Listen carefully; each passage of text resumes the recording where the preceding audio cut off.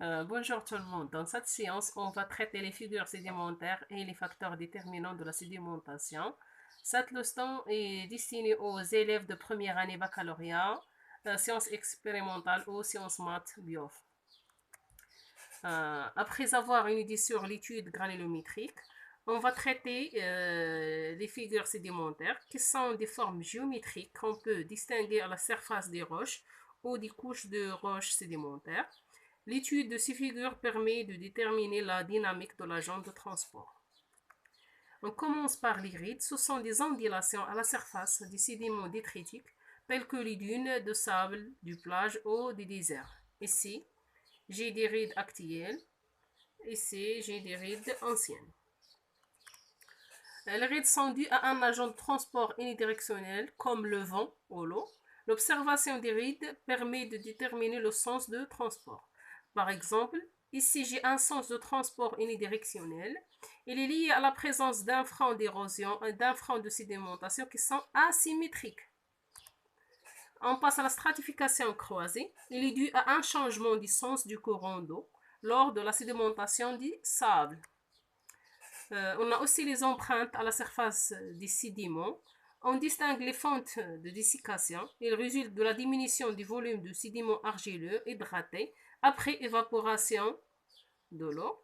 Et il indique une longue phase de sécheresse.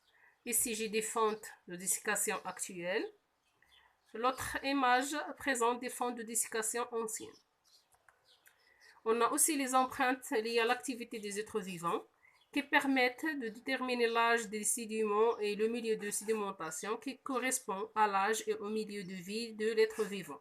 Par exemple, ici, j'ai une empreinte de terrier ancien. On passe aux facteurs déterminants de la sédimentation. On commence par l'action de la force du courant.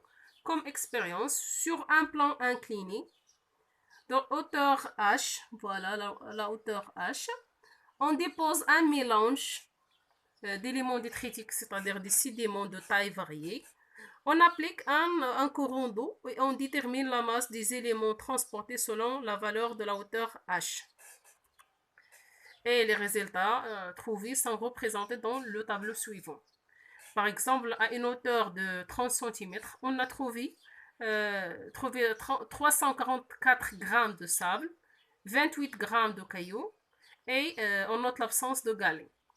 À une hauteur de 50 cm, on a trouvé 484 grammes de sable, 185 grammes de cailloux et 46 grammes de galets. Et comme vous voyez, plus la hauteur est grande, plus la quantité des éléments transportés et leur taille augmente à cause de la force du courant qui s'élève. Comme conclusion, la force du courant et la taille des sédiments sont deux facteurs déterminants de la sédimentation. Voilà, la force est représentée par la vitesse du courant et la taille des sédiments est représentée par le poids.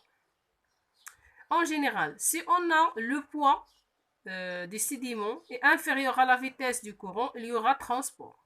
Et si on a le poids supérieur à la vitesse des courants, il y aura sédimentation. Merci de votre attention.